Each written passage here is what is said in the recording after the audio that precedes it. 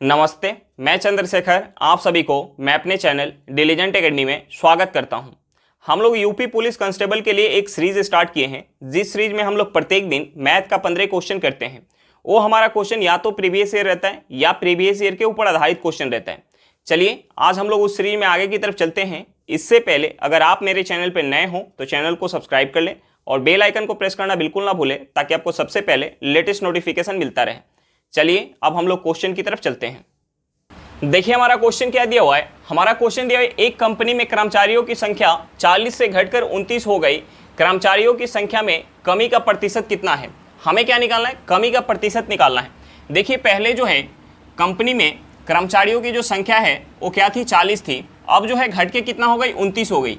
यानी कितना का कमी हुआ, कितना का कमी हुआ, 11 का कमी हुआ। कितने पे, 40 पे इंटू 100 करेंगे, यहाँ से हमारा परसेंट निकल के आ जाएगा। अब देखिए हम इसे 20 से काटेंगे, ये 2 बार में जाएगा, ये 20 से 5 बार में जाएगा। यानी हमारा क्या निकल के आ गया, 55/2%।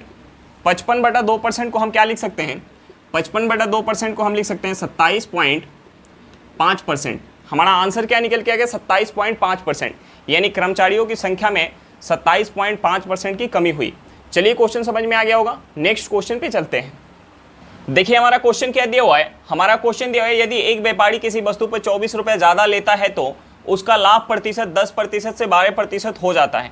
वस्तु का क्रय मूल्य ज्ञात करें। हमें क्या निकालना है, वस्तु का क्रय मूल्य ज्ञात करना है। देखिए पहले जो है वस्तु पे लाभ कितना था, पहले जो है 10% का लाभ था। अब जो है लाभ कितना हो गया, लाभ जो हो गया 12% का हो गया। लाभ जो है 10% से 12% कब हो जा रहा है, जब व्यापारी जो है उस वस्तु पे 24 रुपये ज़्यादा ले रहे हैं। देखिए लाभ में कितना का चेंज हुआ, 2% का चेंज हुआ। लाभ में 2% का चेंज हुआ, किसकी वजह से, 24 रुपये के वजह से। 24 रुपये के वजह से लाभ में जो है 2% का चेंज हो रहा है। 24 रुपये के वजह से लाभ में 2% का चेंज हो रहा है। यानी हमें उस वस्तु का 2% पता चल गया कितना है, 24 रुपया है। तो 1% कितना निकल के आ जाएगा, 1% निकल के आ जाएगा 12 रुपया। हमें क्या निकालना है, उस वस्तु का क्रय मूल्य। तो देखिए किसी भी वस्तु का क्रय मूल्य अपने आप में क्या होगा, 100%। यानी हम यहाँ से 100% निकालेंगे, वो हमारा वस्तु का क्या निकल के आ जाएगा, क्रय मूल्य। यानी 100% कितना हो जाएगा, 1200 रुपया। वस्तु का क्रय मूल्य क्या निकल के आ गया, 1200 रुपया निकल के आ गया। हमारा आंसर क्या होगा, 1200 रुपया। चलिए क्वेश्चन समझ में आ गया होगा। नेक्स्ट क्वेश्चन पे चलते हैं। देखिए हमारा क्वेश्चन क्या दिया हुआ है। हमारा क्वेश्चन दिया हुआ है, ए किसी कार्य को 16 दिन में तथा बी 20 दिन में कर सकता है। वे एक साथ मिलकर कार्य शुरू करते हैं। बी कार्य समाप्त होने से कितना दिन पहले कार्य छोड़ दे ताकि कार्य 10 दिन में समाप्त हो सके।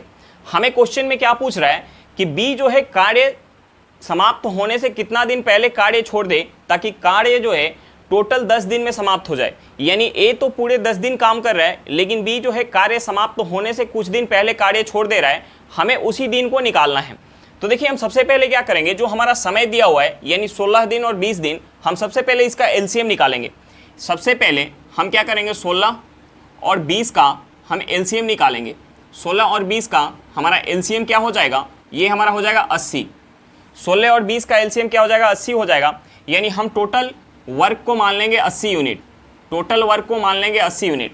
अब देखिए ए जो है इस 80 यूनिट काम को अकेले कर रहा है, तो कितना समय ले रहा है, 16 दिन का। और बी अकेले इस 80 यूनिट काम को कर रहे हैं, तो कितना समय ले रहा है, 20 दिन का समय ले रहा है। यानी ए जो है 16 दिन में 80 यूनिट काम कर रहा है, तो एक दिन में कितना कर रहा होगा, 5 यूनिट। यानी ए का एफिशिएंसी कितना हो जाएगा, 5 यूनिट। बी जो है 20 दिन में अगर 80 यूनिट काम कर रहा है, तो एक दिन में कितना कर रहा होगा, 4 यूनिट। यानी बी का एफिशिएंसी क्या हो गया, 4 यूनिट। अब देखिए हमें दोनों का एफिशिएंसी पता चल गया। हमें टोटल वर्क पता है, टोटल वर्क कितना है, 80 यूनिट है।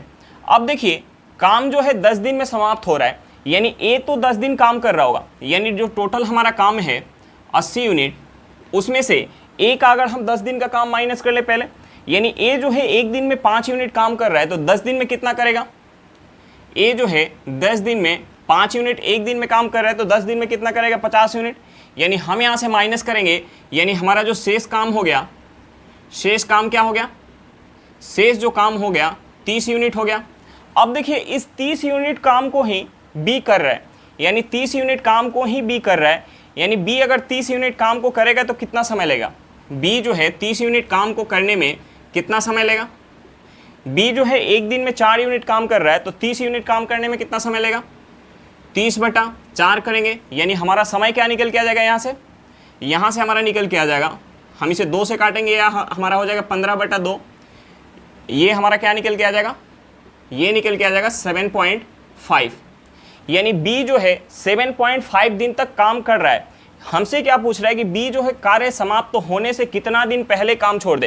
काम जो है 10 दिन में समाप्त हो रहा है, यानी हमारा जो है आंसर यहाँ से क्या निकल के आ जाएगा, अगर हम 10 दिन में से माइनस कर देंगे 7.5 दिन, तो यानी हमारा आंसर यहाँ से निकल के आ जाएगा, ये हमारा क्या हो जाएगा 2.5 दिन। यानी बी जो है काम समाप्त होने से 2.5 दिन पहले अगर काम छोड़ देगा तो काम जो है टोटल 10 दिन में समाप्त हो जाएगा। चलिए क्वेश्चन समझ में आ गया होगा, नेक्स्ट क्वेश्चन पे चलते हैं। देखिए हमारा क्वेश्चन क्या दिया हुआ है, हमारा क्वेश्चन दिया हुआ है नल ए किसी टंकी को 21 मिनट में भर सकता है, नल बी उसी टंकी को 18 मिनट में भर सकता है। यदि दोनों नल को एक साथ खोला जाता है तो बताएं टंकी को भरने से कितना समय पहले नल बी को बंद कर दिया जाए ताकि टंकी 11 मिनट में भर जा सके। देखिए ये क्वेश्चन भी हमारे पिछले क्वेश्चन के टाइप के जैसा ही है। देखिए हमसे क्या पूछ रहा है कि नल बी को कितना समय पहले बंद कर दिया जाए कि टंकी जो है 11 मिनट में भर जाए। तो देखिए नल ए जो है पूरे 11 मिनट के लिए खुला है और हमसे पूछ रहा है कि बी को कितना समय पहले बंद कर दिया जाए कि टंकी जो है 11 मिनट में भर जाए। तो देखिए हम सबसे पहले क्या करेंगे, जो हमारा समय दिया हुआ है हम इस समय का एलसीएम निकालेंगे। यानी हम यहाँ से सबसे पहले 21 और 18 का एलसीएम निकालेंगे।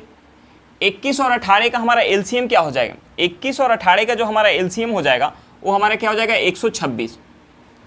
21 और 18 का एलसीएम हमारा क्या हो जाएगा 126 हो जाएगा। यानी हमारा जो टोटल टंकी का कैपेसिटी है वो कितना है 126 यूनिट है। अब देखिए 126 यूनिट पानी भरना है हमें, 126 यूनिट पानी भरना है। जब 126 यूनिट पानी ए भर रहा है, जब 126 यूनिट पानी ए भर रहा है तो कितना समय ले रहा है, 21 मिनट का समय ले रहा है। जब 126 यूनिट पानी बी भर रहा है तो कितना समय ले रहा है, 18 मिनट का समय ले रहा है। जब 126 यूनिट पानी बी भर रहा है तो कितना समय ले रहा है, 18 मिनट का। अब देखिए ए जो है 21 मिनट में अगर 126 यूनिट पानी भर रहा है तो 1 मिनट में कितना भर रहा होगा, यानी हम इसे यहाँ से काटेंगे, ये कितने बार में जाएगा 6 बार में, यानी 21 में 6 से गुना करेंगे तो हमारा क्या निकल के आ गया 126। यानी ए जो है 1 मिनट में 6 यूनिट पानी भर रहा होगा, ए जो है 1 मिनट में 6 यूनिट पानी भर रहा होगा।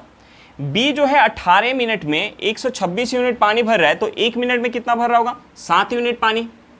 यानी यहाँ से हमारा ए का इफिशियंसी क्या निकल के आ गया 6 यूनिट और बी का इफिशियंसी क्या निकल के आ गया 7 यूनिट। अब देखिए हमें दोनों का इफिशियंसी पता चल गया, दोनों का इफिशियंसी हमें पता चल गया। अब देखिए टोटल जो टंकी के अंदर पानी भरना है, टोटल जो टंकी के अंदर पानी भरना है 126 यूनिट पानी भरना है। अब देखिए 11 मिनट तक ए खुला हुआ है, 11 मिनट तक ए खुला हुआ है, यानी 11 मिनट तक ए खुलेगा तो कितना पानी भरेगा, ए जो है 1 मिनट में 6 यूनिट पानी भर रहा है तो 11 मिनट में कितना भरेगा। यानी हम यहाँ से माइनस कर लेंगे, 11 गुने 6 करेंगे, ये हमारा क्या निकल के आ जाएगा, ए जो है 11 मिनट तक अगर खुला रहेगा तो टंकी के अंदर इतना पानी भर देगा। यानी अगर हम टोटल पानी यूनिट में से अगर हम ए द्वारा भरा गया पानी माइनस कर लेंगे तो शेष पानी बी भर रहा होगा।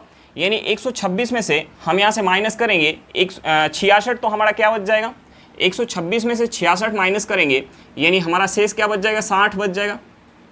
शेष क्या बच जाएगा 60 यूनिट पानी बच जाएगा। यानी 60 यूनिट पानी ही बी भर रहा है, बी जो है 60 यूनिट पानी ही भर रहा है। यानी बी को जो है, बी को 60 यूनिट पानी भरने में कितना समय लगेगा, बी जो है 1 मिनट में 7 यूनिट पानी भर रहा है तो 60 यूनिट पानी भरने में कितना समय लग जाएगा हम यहाँ से निकाल सकते हैं। यानी 60 में हम 7 से भाग देंगे, ये हमारा समय निकल के आ जाएगा। यानी ये कितना हो जाएगा, हम यहाँ से काटेंगे अगर इसे तो ये हमारा कितना निकल के आ जाएगा, यहाँ से 7 में 8 से गुणा करेंगे कितना हो जाएगा 56, यानी 4 निकल के आ गया। यानी 8 सही 4/7 मिनट। ए जो है कितना देर के लिए खुला होगा, बी जो है कितना देर के लिए खुला होगा 8 सही 4/7 मिनट के लिए। यानी हमें क्या निकालना था कि बी को कितना समय पहले बंद कर दें, बी को कितना समय पहले बंद कर ले। यानी हमें क्या करना पड़ेगा, हमें जो है 11 मिनट में से माइनस करना पड़ेगा क्या 60/7 मिनट। हमें जो है 11 मिनट में से माइनस करना पड़ेगा 60/7 मिनट। अब देखिए हम माइनस करेंगे तो हमारा क्या हो जाएगा, ये हो जाएगा 77, 77 में से 60 माइनस करेंगे यानी हमारा क्या हो जाएगा 17/7, क्या हो जाएगा 17/7 मिनट। 17/7 मिनट को हम क्या लिख सकते हैं? 17/7 मिनट को लिख सकते हैं 2 सही 3/7 मिनट। हमारा आंसर क्या निकल के आ गया कि बी को जो है 2 सही 3/7 मिनट पहले अगर बंद कर दिया जाएगा तो टंकी जो है 11 मिनट में भर जाएगी। हमारा आंसर क्या निकल के आ गया? 2 सही 3/7 मिनट। चलिए क्वेश्चन समझ में आ गया होगा। नेक्स्ट क्वेश्चन पे चलते हैं। देखिए हमारा क्वेश्चन क्या दिया हुआ है। हमारा क्वेश्चन दिया है 12.5% वार्षिक साधारण ब्याज दर से कोई धनराशि कितने वर्ष में 3 गुनी हो जाएगी। हमसे क्या पूछ रहा है? हमसे पूछ रहा है, समय पूछ रहा है। हमें यहाँ ब्याज दर दिया हुआ है और हमें क्या दिया हुआ कि साधारण ब्याज के दर से कोई धनराशि जो है अपने स्वयं की 3 गुनी हो जा रही है। तो हमसे समय पूछ रहा है कि कितने समय में वो 3 गुनी हो जाएगी 12.5% के दर से। तो देखिए धनराशि जो है, हमने मान लिया कि धनराशि जो है 100 रुपया थी। अब जो है कितना हो गई धनराशि? 300 रुपया हो गई। धनराशि कितना हो गई? 300 रुपया, यानी 3 गुनी हो गई। यानी यहाँ ब्याज कितना मिला? ब्याज जो मिला 200 रुपया मिला। कितने पे? 100 पे इंटू 100 करेंगे, यानी हमारा यहाँ से क्या निकल के आ गया? 200%। ब्याज कितना मिल रहा है? 200%। देखिए 200% ब्याज मिल रहा है और ब्याज का जो दर है हमें क्या दिया हुआ है? 12.5%। और हमारा ब्याज जो काउंट हो रहा है साधारण ब्याज के दर से काउंट हो रहा है। यानी पहले साल अगर 12.5% ब्याज मिला होगा तो दूसरे साल भी 12.5%, तीसरे साल भी 12.5%, और हमें टोटल जो ब्याज कितना मिल रहा है? 200% मिल रहा है। तो हम यहाँ से समय निकाल सकते हैं। अगर हम टोटल ब्याज में और इस रेट से अगर हम भाग दे देंगे तो हमारा समय निकल के आ जाएगा।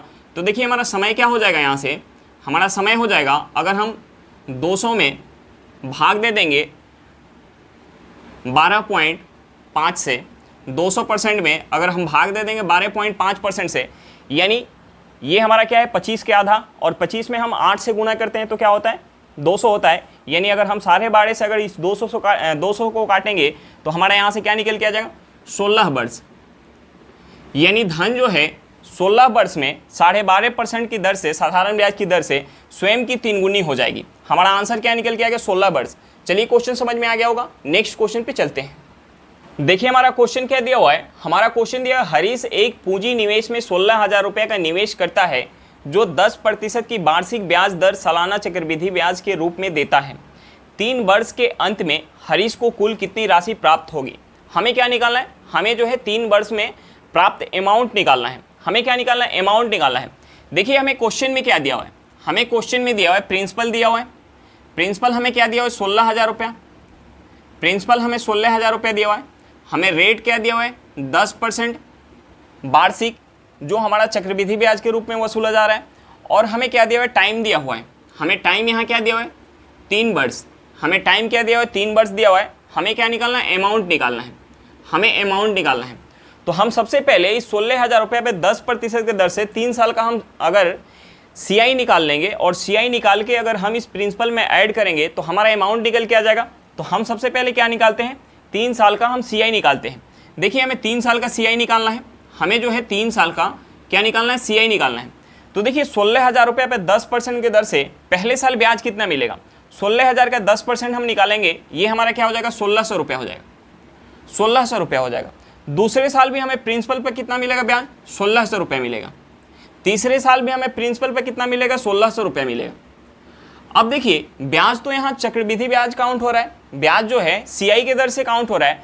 तो देखिए CI में क्या होता है? अगर हमारा साधारण ब्याज के दर से ब्याज काउंट होता तो तीनों साल हमारा ब्याज बराबर मिलता, लेकिन चक्रवृद्धि ब्याज के दर से ब्याज काउंट हो रहा है। तो पहले साल तो हमें प्रिंसिपल के ऊपर 1,600 रुपया मिल गया, दूसरे साल हमें प्रिंसिपल के ऊपर तो मिलेगा ही 1,600 रुपया, प्लस का हमें क्या मिलेगा? जो पहले साल ब्याज मिल चुका है उस ब्याज के ऊपर भी ब्याज मिलेगा। यानी इस 1,600 का हम 10% निकालेंगे, ये हमारा क्या हो जाएगा? 160 रुपया हो जाएगा। अब देखिए तीसरे साल हमें प्रिंसिपल के ऊपर तो 1,600 रुपये मिलेगा ही, प्लस का हमें क्या मिलेगा? जो तीसरे साल से पहले हमें ब्याज मिल चुका है, यानी 1,600, 1,600 और 160 पे भी हमें 10% का ब्याज मिलेगा। तो देखिए हम सबसे पहले इसे आसानी से सॉल्व करने के लिए हम क्या कर लेते हैं? इसका टेबल पढ़ लेते हैं। यानी 1,600 इसमें 2 से गुणा करेंगे, 160 यानी इसमें 2 से गुणा करेंगे, हमारा क्या हो जाएगा? ये हमारा हो जाएगा 320। 160 में हम 2 से गुणा करेंगे, क्या हो जाएगा? 320 हो जाएगा। अब देखिए यहाँ और क्या बच गया? ये 320 हमारा कैसे निकल के आया? ये जो 1,600 और 1,600 मिला है ब्याज, यानी 1,600 और 1,600 ऐड करेंगे कितना हो जाएगा? 3,200। 3,200 का 10% निकालेंगे, हमारा क्या हो जाएगा? 320 हो जाएगा। तो हम इसे जोड़ के अगर निकालते उससे अच्छा हम यहाँ टेबल पढ़ेंगे हमेशा, यहाँ हमारा वही निकल के आएगा जो इन दोनों पे ब्याज मिलेगा। ये हमारा क्या निकल के आ गया 320, अब बच क्या गया ये 160, यानी इस 160 पे भी हमें 10% का ब्याज मिलेगा। हम 160 का 10% निकालेंगे, ये हमारा क्या हो जाएगा 16 रुपया हो जाएगा। अब देखिए हम इन सबको अगर ऐड कर लेंगे तो हमारा क्या हो जाएगा, यहाँ से CI हो जाएगा, यानी हम इसे ऐड करेंगे तो हमारा क्या हो जाएगा, ये हमारा हो जाएगा 4800 रुपया, ये क्या हो जाएगा 4800 प्लस का हम इसे ऐड करेंगे तो क्या हो जाएगा, ये हमारा हो जाएगा 480 प्लस का क्या हो जाएगा 16 हो जाएगा। हम इसे ऐड कर लेंगे यानी हमारा ये क्या है CI है, हम इसे ऐड कर लेंगे तो हमारा क्या हो जाएगा, इसे ऐड करेंगे 4800 में 400 ऐड करेंगे क्या हो जाएगा 5200, 5280 और 16 ऐड करेंगे क्या हो जाएगा 5296, ये हमारा क्या हो जाएगा 5296 हो जाएगा, 5200 क्या हो जाएगा 96 हो जाएगा। अब देखिए हमें CI पता चल गया, हमें CI कितना पता चल गया 5296, एक बार और ऐड कर लेते हैं क्या है 4800 और 400 क्या हो जाएगा 5200, 5280 और 16 क्या हो जाएगा 5296 हो जाएगा।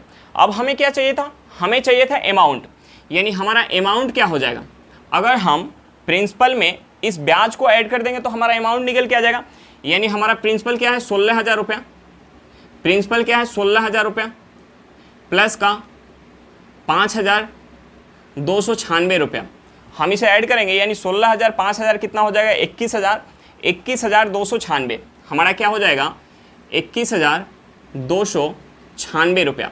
हमारा टोटल अमाउंट कितना बन के आएगा 3 साल बाद 21,296 रुपया।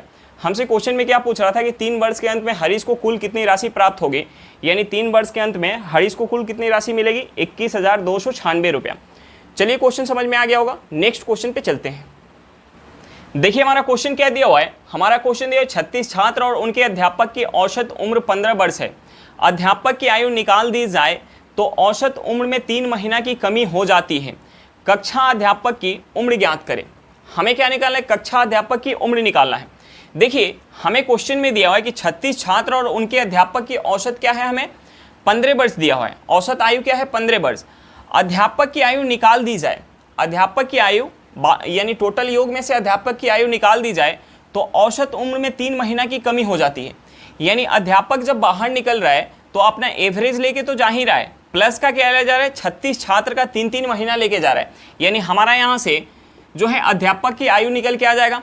अध्यापक जो है अपना एवरेज एज तो लेके जा ही रहा है, यानी 15 वर्ष है, एवरेज क्या है 15 वर्ष, प्लस का क्या ले जा रहा है 36 छात्र का क्या लेके जा रहा है 3-3 महीना, 36 छात्र का 3 महीना लेके जा रहा है, 36 छात्र का क्या लेके जा रहा है 3 महीना। अब देखिए ये हमारा क्या है 15 वर्ष और ये क्या है 36 गुने 3 महीना है, यानी हम इस टोटल को ऐड करेंगे तो हमारा क्या निकल के आएगा, हमारा निकल के आएगा अध्यापक का आयु निकल के आएगा। तो देखिए हम इसे सबसे पहले इसे वर्ष में चेंज कर लेते हैं, यानी 36 गुने 3 महीना है तो हम इसे वर्ष में चेंज करेंगे तो हमें क्या करना पड़ेगा 12 से भाग देना पड़ेगा, यानी ये हो जाएगा 15 वर्ष प्लस का 36 गुने 3/12 वर्ष, यानी हम इस 36 को 12 से काटेंगे 3 बार में जाएगा, यानी यहाँ से क्या निकल के आएगा 9 वर्ष और ये क्या है 15 वर्ष, यानी हमारा यहाँ से शिक्षक का एज क्या निकल के आ जाएगा 24 वर्ष, शिक्षक का एज क्या निकल के आ जाएगा 24 वर्ष। हमारा आंसर क्या निकल के आ गया 24 वर्ष। चलिए क्वेश्चन समझ में आ गया होगा, नेक्स्ट क्वेश्चन पे चलते हैं। देखिए हमारा क्वेश्चन क्या दिया हुआ है, हमारा क्वेश्चन दिया है फ्रिज और टीवी की कीमत का अनुपात 5:3 है। यदि फ्रिज की कीमत टीवी से 5500 रुपया अधिक है तो फ्रिज की कीमत क्या होगी। हमें क्या निकालना है, फ्रिज की कीमत निकालना है। देखिए हमें रेशियो दिया हुआ है, हमें कीमत का रेशियो दिया हुआ है, कीमत का रेशियो दिया हुआ है फ्रिज और हमें टीवी के, फ्रिज और टीवी के कीमत का रेशियो क्या दिया हुआ है 5:3, यानी अगर फ्रिज का कीमत 5 यूनिट है तो टीवी का कीमत कितना है 3 यूनिट। और हमें क्या दिया हुआ क्वेश्चन में कि फ्रिज की कीमत टीवी से 5500 रुपये अधिक है और यहाँ जो है फ्रिज की कीमत टीवी से कितना ज़्यादा है, यहाँ जो है फ्रिज का कीमत टीवी से कितना ज़्यादा है 2 यूनिट, लेकिन हमें क्वेश्चन में क्या दिया हुआ है कि 5500 रुपया ज़्यादा है। कितना ज़्यादा है 5500 रुपया, यानी इस 2 यूनिट का वैल्यू क्या निकल के आ गया 5500 रुपया, तो 1 यूनिट का वैल्यू क्या हो जाएगा, हम इसे 2 से भाग देंगे, यानी ये कितने बार में जाएगा 2 बार में, 7 बार में, 5 बार में 0, यानी हमारा क्या निकल के आ गया यहाँ से 2750 रुपया। तो हमें क्या निकालना है, हमें जो है फ्रिज का कीमत निकालना है। हमें इस 5 यूनिट का वैल्यू चाहिए, तो हम इसमें 5 से गुणा करेंगे, हमारा फ्रिज का कीमत निकल के आ जाएगा। हम इसमें 5 से गुणा करेंगे, ये हो जाएगा 0, 25 का 5, 2, 35, 2, 37, 3, ये हो जाएगा 10, 3, 13। यानी हमारा क्या निकल के आ गया, फ्रिज का कीमत निकल के आ गया 13,750 रुपया। हमारा आंसर क्या होगा, 13,750 रुपया। चलिए क्वेश्चन समझ में आ गया होगा। नेक्स्ट क्वेश्चन पे चलते हैं। देखिए हमारा क्वेश्चन क्या दिया हुआ है। हमारा क्वेश्चन दिया हुआ है, ए ने 75,000 रुपए के साथ एक कारोबार शुरू किया, बी कुछ समय बाद 37,500 रुपए के साथ उसमें शामिल हुआ। यदि वर्ष के अंत में 3:1 के अनुपात में लाभ साझा किया जाता है तो बी कितने महीना बाद व्यापार में शामिल हुआ था। हमें क्या निकालना है कि बी जो है कितने महीना बाद व्यापार में शामिल हुआ था। तो देखिए हमारा लाभ का रेशियो कैसे निकल के आता है, अगर हम पूंजी के रेशियो में समय के रेशियो से गुणा करते हैं तो हमारा लाभ का रेशियो निकल के आता है। तो देखिए हमें पूंजी तो पता है दोनों का, हमें पूंजी दोनों का पता है, और लाभ हमारा क्या दिया हुआ है, वर्ष के अंत में, यानी 12 महीना का हमें लाभ दिया हुआ है। 12 महीना बाद हमारा लाभ का रेशियो दिया हुआ है, यानी समय क्या है 12 महीना। यानी ए का जो पूंजी है टोटल 12 महीना के लिए लगा हुआ है, हमें बी का समय नहीं पता है, तो हम बी का समय यहाँ कुछ भी मान लेते हैं, और समय के रेशियो में अगर पूंजी के रेशियो में गुना करेंगे तो हमारा क्या निकल के आएगा, ये लाभ के रेशियो के बराबर निकल के आएगा। यानी हम यहाँ से लिख सकते हैं हमारा पूंजी का रेशियो क्या हो जाएगा, 75,000 बटा 37,500 रुपया गुने, ये हमारा पूंजी का रेशियो हो गया, गुने समय का रेशियो, यानी ए का समय क्या है 12 महीना, और हमें बी का समय नहीं पता, तो हम यहाँ मान लेते हैं बी का समय क्या है x महीना है। ये किसके बराबर आएगा, हम अगर पूंजी के रेशियो में समय के रेशियो से गुना करेंगे तो हमारा क्या निकल के आएगा, लाभ का रेशियो निकल के आएगा, यानी 3/1 के बराबर निकल के आएगा। अब देखिए यहाँ से हमें x का वैल्यू निकाल लेंगे तो हमारा ये समय निकल के आ जाएगा कि लाभ में कितने महीना के लिए b जो है बना रहा। तो अगर हम इस समय में ये जो हमारा x का वैल्यू निकल के आएगा, हम इस वैल्यू को अगर 12 में से माइनस करेंगे तो हमारा वह समय निकल के आ जाएगा जो हमसे पूछ रहा है कि कितने महीना बाद व्यापार में शामिल हुआ है b। तो देखिए हम सबसे पहले x का वैल्यू यहाँ से निकालते हैं। हम इस 2 जीरो से 2 जीरो को काट सकते हैं, हम इसे और क्या काट सकते हैं, हम इसे काट सकते हैं 75 से काट सकते हैं। 75 से ये कितने बार में जाएगा, 75 से ये 5 बार में जाएगा, ये 75 से कितने बार में जाएगा, 5 बार में, यानी 25, 5, 2, 37, ये हमारा 75 से 5 बार में जाएगा, ये 75 से 10 बार में जाएगा। हम इसे काटेंगे 5 से, ये 2 बार में जाएगा, यानी यहाँ से हमारा क्या निकल के आ गया 2/1 × 12/x = 3/1। अब देखिए हम यहाँ से और क्या काट सकते हैं, इस 3 से हम 12 को काट सकते हैं, ये कितने बार में जाएगा 4 बार में। यहाँ से हम क्रॉस गुना करेंगे, यानी हमारा x क्या निकल के आ गया, यहाँ से हमारा x निकल के आ गया 8 महीना, हमारा x क्या निकल के आ गया 8 महीना। यानी व्यापार में 8 महीना के लिए b बना हुआ था। टोटल जो है व्यापार 12 महीना के लिए चल रहा है, जिसमें 8 महीना के लिए b बना हुआ था, यानी कितने महीना बाद शामिल हुआ हमसे ये पूछ रहा है। यानी हम यहाँ से 12 महीना में से, हम यहाँ से 12 महीना में से माइनस कर लेंगे 8 महीना, 12 महीना से में से हम माइनस कर लेंगे 8 महीना, हमारा क्या निकल के आ जाएगा 4 महीना। यानी बी जो है व्यापार में 4 महीना बाद शामिल हुआ था, बी जो है व्यापार में 4 महीना बाद शामिल हुआ था। हमारा आंसर क्या निकल के आ गया 4 महीना। चलिए क्वेश्चन समझ में आ गया होगा। नेक्स्ट क्वेश्चन पे चलते हैं। देखिए हमारा क्वेश्चन क्या दिया हुआ है। हमारा क्वेश्चन दिया हुआ वह अधिकतम संख्या क्या है जिससे 3026 तथा 5053 को विभाजित करने पर क्रमशः 11 तथा 13 शेष बचता है। हमें ऑप्शन क्या दिया हुआ 19, 30, 17 और 45। हमें बड़ी से बड़ी संख्या निकालनी है, यानी बड़ी से बड़ी संख्या में निकालनी है जिस संख्या से अगर हम 3026 और 5053 में भाग देंगे तो हमारा शेष क्रमशः कितना आना चाहिए 11 और 13 आना चाहिए।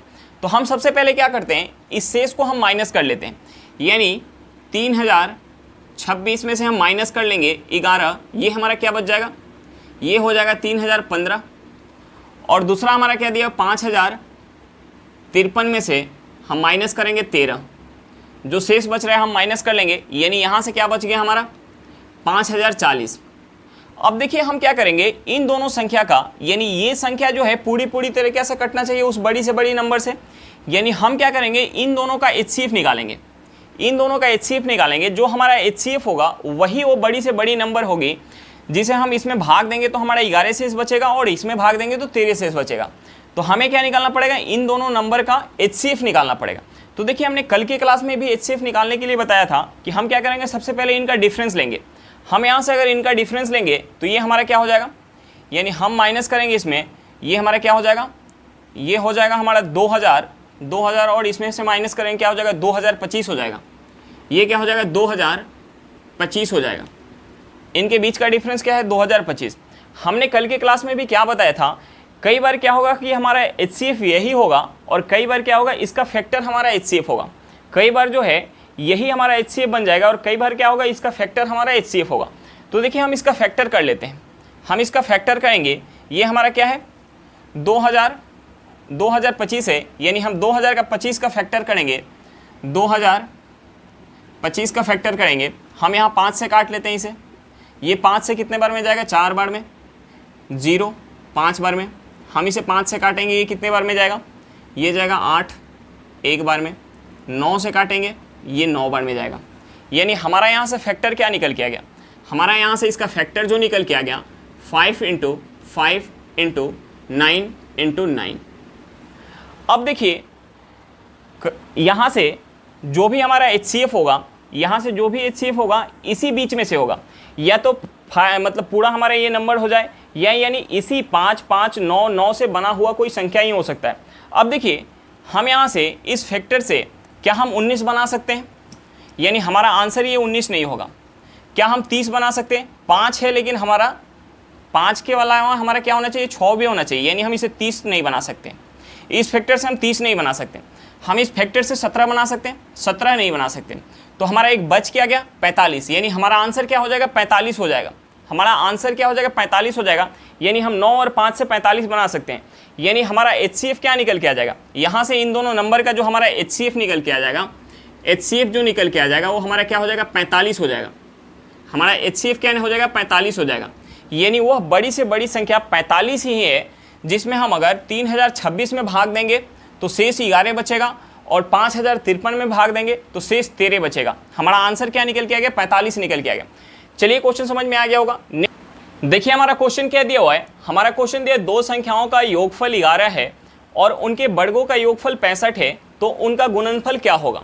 हमने मान लिया कि संख्या हमारा क्या है, A और B है। संख्या क्या है, A और B है, यानी A + B हमें क्या दिया हुआ है, 11 दिया हुआ है, और उनके वर्गों का योग यानी A² + B² हमें क्या दिया हुआ है, 65 दिया हुआ है। और हमसे पूछ क्या रहा है, उनका गुणनफल, यानी हमें जो निकालना है A × B निकालना है। हमें क्या निकालना है, A × B निकालना है। तो देखिए हम यहाँ से उनके उन संख्या का गुणनफल कैसे निकाल सकते हैं।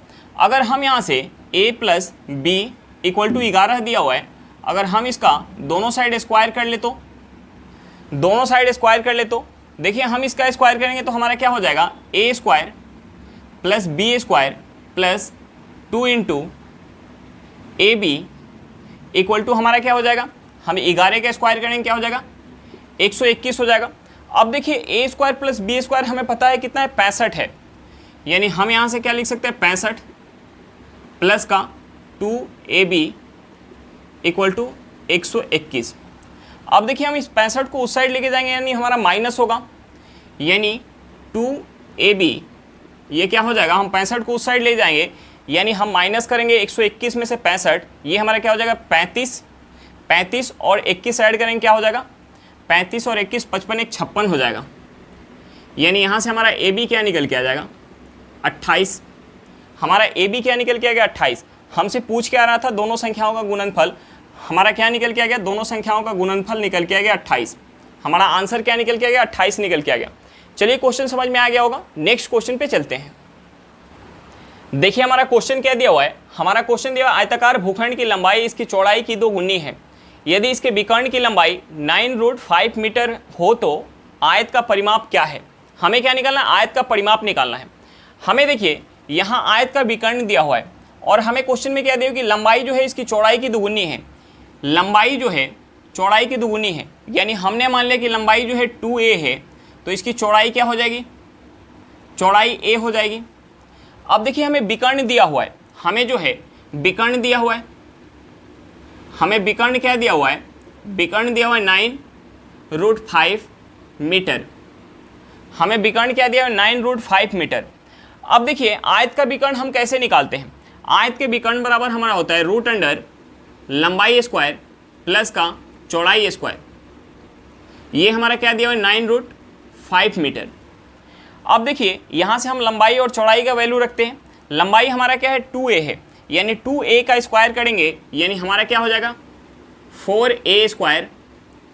ये हमारा क्या हो जाएगा 4a स्क्वायर प्लस b के जगह हम रखेंगे a, यानी a का स्क्वायर करेंगे क्या हो जाएगा a स्क्वायर इक्वल टू 9√5। यहाँ से हम इन दोनों को ऐड करेंगे यानी हमारा क्या हो जाएगा root under 5a square equal to 9√5। अब देखिए हम यहाँ से क्या करते हैं, दोनों साइड स्क्वायर कर लेते हैं।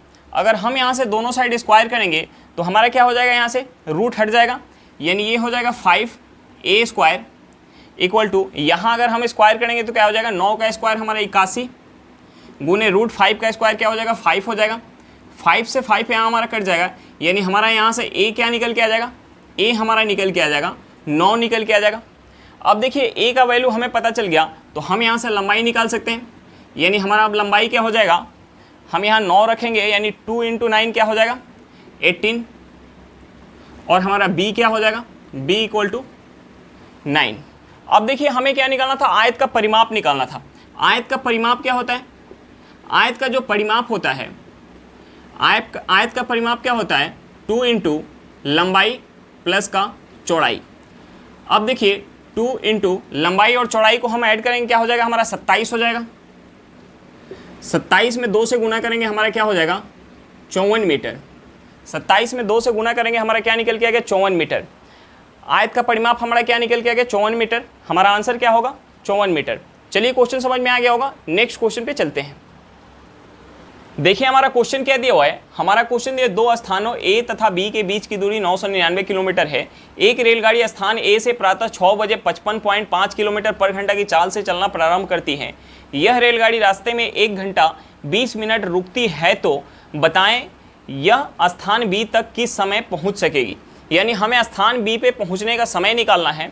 स्थान A से रेलगाड़ी कब चल रही है, सुबह 6 बजे यानी प्रातः 6 बजे यानी 6 AM में चल रही है और हमें रेलगाड़ी का स्पीड पता है और A और B के बीच का दूरी पता है और रास्ते में रेलगाड़ी 1 घंटा 20 मिनट के लिए रुक रही है।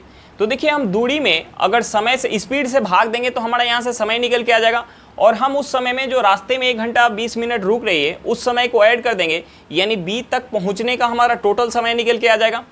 तो देखिए हम सबसे पहले क्या निकालेंगे, जो हमें दूरी दिया हुआ है 999 किलोमीटर, ये दूरी रेलगाड़ी किस स्पीड से जा रही है 55.5 किलोमीटर पर घंटा की स्पीड से जा रही है।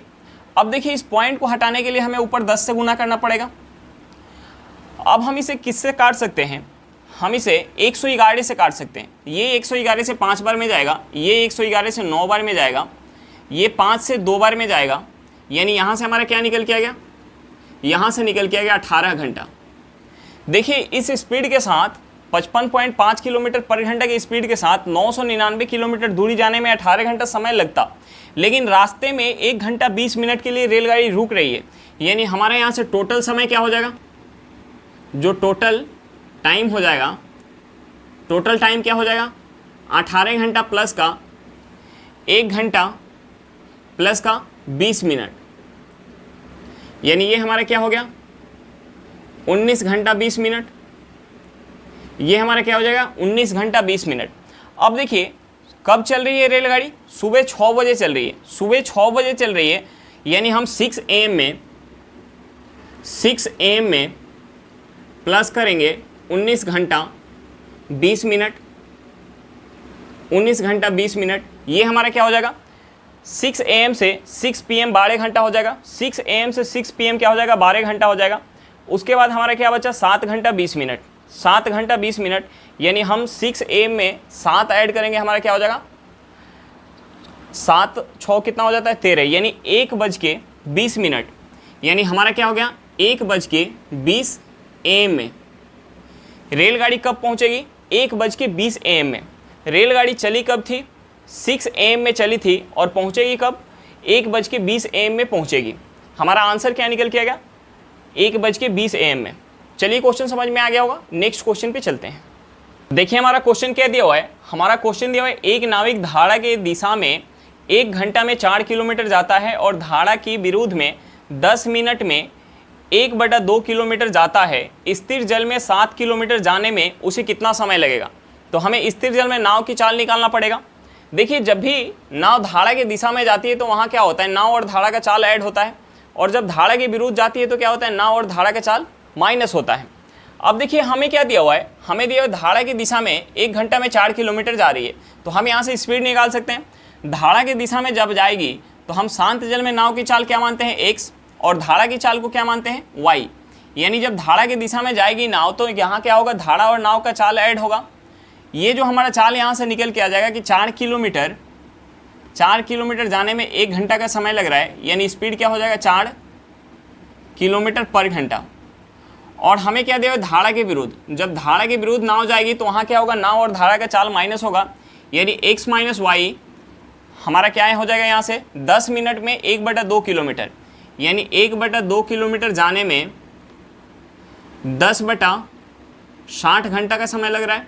हम इसे मिनट को घंटा में चेंज करेंगे, 60 से भाग देके, यानी यहाँ से हमारा 0 से 0 कट जाएगा, ये 6 हमारा ऊपर चला जाएगा, यानी ये हो जाएगा 6/2 किलोमीटर पर घंटा, जिसे हम लिख सकते हैं 3 किलोमीटर पर घंटा। क्या लिख सकते हैं, 3 किलोमीटर पर घंटा। अब देखिए हमें जो है x प्लस वाई क्या पता चल गया, 4 किलोमीटर पर घंटा, और x माइनस वाई पता चल गया 3 किलोमीटर पर घंटा। अगर हम इन दोनों को ऐड कर देंगे, इन दोनों को ऐड करेंगे तो हमारा यहाँ से y कट जाएगा, यानी यहाँ से हमारा 2x क्या निकल के आ गया, 7 किलोमीटर पर घंटा, यानी x क्या हो जाएगा 3.5 किलोमीटर पर घंटा। यानी शांत जल में हमारा नाव का चाल क्या निकल के आ गया, 3.5 किलोमीटर पर घंटा। अब देखिए हमसे पूछ रहा था कि स्थिर जल में 7 किलोमीटर जाने में कितना समय लगेगा, तो हम यहाँ से स्पीड पता है, दूरी पता है, तो समय निकाल सकते हैं। यानी हम समय यहाँ से निकालेंगे, समय हमारा क्या हो जाएगा, दूरी यानी 7 किलोमीटर बटा 3.5 किलोमीटर पर घंटा, यानी यहाँ से हमारा क्या हो जाएगा 2 घंटा। यहाँ से हमारा आंसर क्या निकल के आ गया, 2 घंटा। चलिए क्वेश्चन समझ में आ गया होगा, नेक्स्ट क्वेश्चन पे चलते हैं। देखिए एक हमारा छोटा सा सिंप्लीफिकेशन दिया हुआ है, चलिए हम इसे सॉल्व करते हैं। देखिए हम इसे सॉल्व करेंगे, हम सबसे पहले इन दोनों को माइनस करेंगे, यानी 1 में से माइनस करेंगे 1/4, ये हमारा क्या हो जाएगा, ये हमारा हो जाएगा 3/4 इंटू हम यहाँ ऐड करेंगे, ये क्या हो जाएगा 4/3 इंटू हम इसे ऐड करेंगे तो क्या हो जाएगा, ये हमारा हो जाएगा 3 + 2 यानी 5/3 हो जाएगा। हम इसे माइनस करेंगे, यानी हमारा क्या हो जाएगा, 5 में से 2 गया यानी 3/5। हम इसे ऐड करेंगे क्या हो जाएगा, 7 और 6 कितना हो जाएगा 13/7 गुने हम इसे माइनस करेंगे, यानी हमारा क्या हो जाएगा 13 में से 12 जाएगा 1/13 हो जाएगा। अब देखिए हम यहाँ से क्या काट सकते हैं, 4 से 4 काट सकते हैं, 3 से 3 काट सकते हैं, 5 से 5 कट जाएगा, 3 से 3 कट जाएगा, और हमारा 13 से 13 कट जाएगा, यानी हमारा यहाँ से क्या निकल के आ गया, हमारा यहाँ से निकल के आ गया 1/7। हमारा यहाँ से क्या निकल के आ गया 1/7। हमारा आंसर क्या होगा 1/7। चलिए क्वेश्चन समझ में आ गया होगा। आज के लिए इतना ही, फिर मिलते हैं नेक्स्ट क्लास में। अगर क्लास अच्छा लगे तो क्लास को लाइक करिएगा, अगर आप मेरे चैनल पर नए हो तो चैनल को सब्सक्राइब करिएगा, और क्लास को अपने दोस्तों के साथ शेयर करना बिल्कुल मत भूलिएगा। चलिए बाय बाय।